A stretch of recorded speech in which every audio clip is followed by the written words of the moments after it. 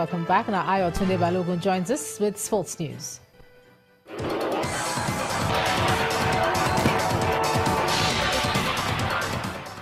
Many thanks, Ijoma. Well, the Super Eagles of Nigeria have started their campaign at the African Nations Championship in Morocco on a sloppy note just a few minutes ago.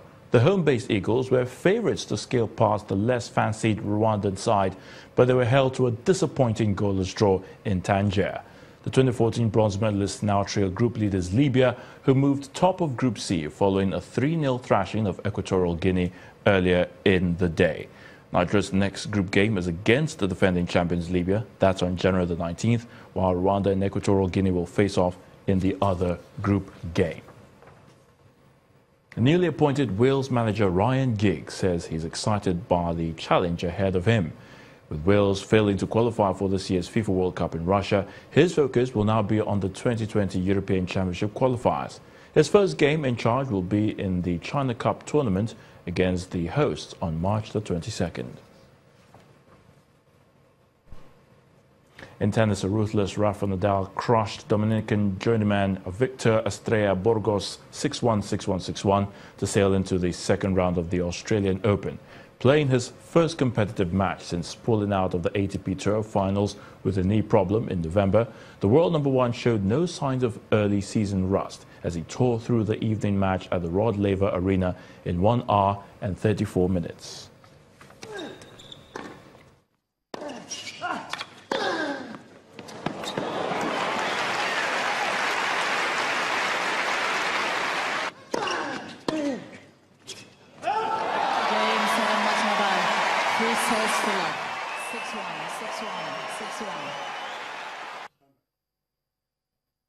Well, meanwhile, Belinda Bencic sent an early shockwave through the Australian Open by dumping last year's finalist Venus Williams out of the first round with an impressive 6-3, 7-5 win also at the Australian Open.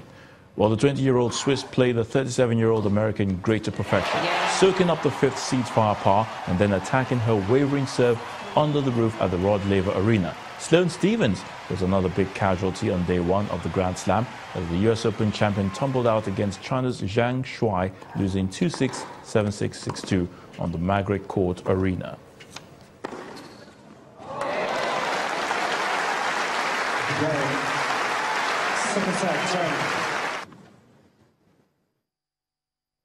Well, that's a wrap on the sports news. Ijoma will be back with the rest of the news at 10.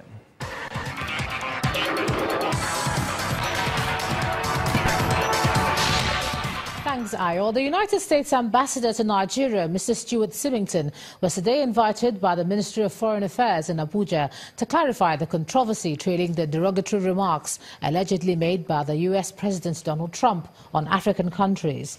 The U.S. ambassador was, however, out of the country, but was represented by the Deputy Chief of Mission, Ambassador David Young. Ambassador Young pointed out that there were contradicting accounts of the substance of the remarks, stressing that the U.S. government holds Nigerians in very high regard and would not allow anything to disrupt the warm relationship and the excellent cooperation both countries presently share.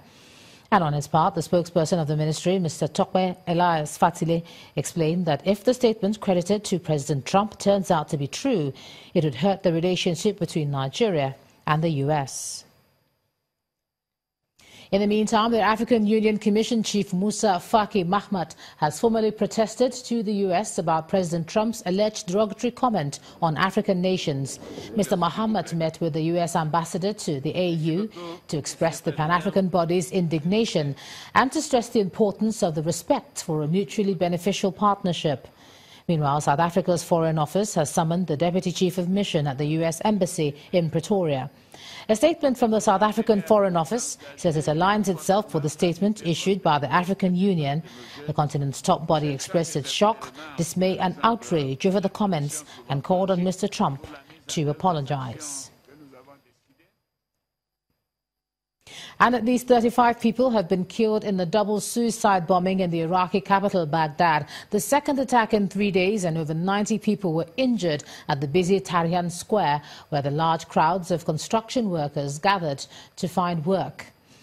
Baghdad has repeatedly been the target of bombings and armed attacks since IS overran large areas of the country in 2014. However, the pace of attacks has slowed since the Iraqi government declared it's retaken all its territories last month. Reports say today's attack was carried out by 2 men wearing suicide vests packed with explosives. And on entertainment news tonight, Genevieve Nnaji's name replaces that of Funke Akindele on cast list. Here's Mayowa Ogundele with those details.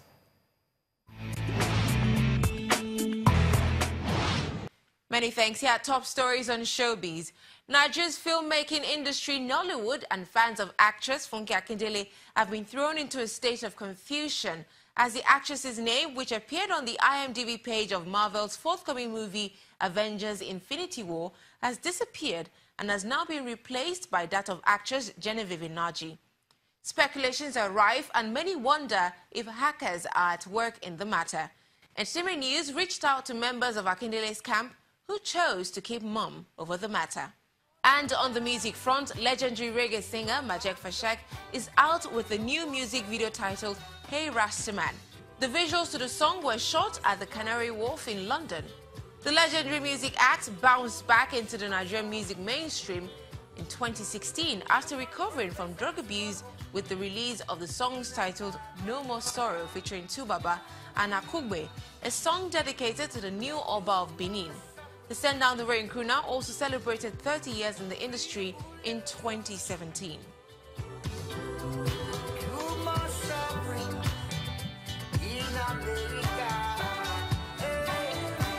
Self-styled Baba Africa, Yemi Alade has released the visuals to the track Go Down off her third studio album, Black Magic. The track is a follow-up to a collaborative effort with rapper Fowls the Bad Guy on the song Single and Searching. Visuals for Go Down, a dance song produced by Phil Keys, were created by Paul Gambit.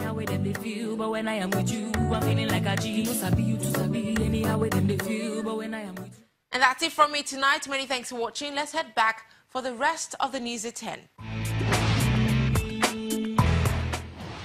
Thanks a lot, Mayowa. And the main news again.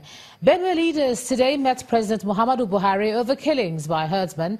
They also told the president that they have no land to set up colonies for herders. Also today, the Vice President, Professor Yemi Osinbajo, denied ignoring warnings on herdsmen attacks from Governor Otom. He said the comment linked to the governor is false and misleading. And some African leaders have protested against President Donald Trump's derogatory comment about Africans. And that's the news at 10 tonight. Thanks so much for staying with us. I'm Ijoma Konyato. Do have a good night.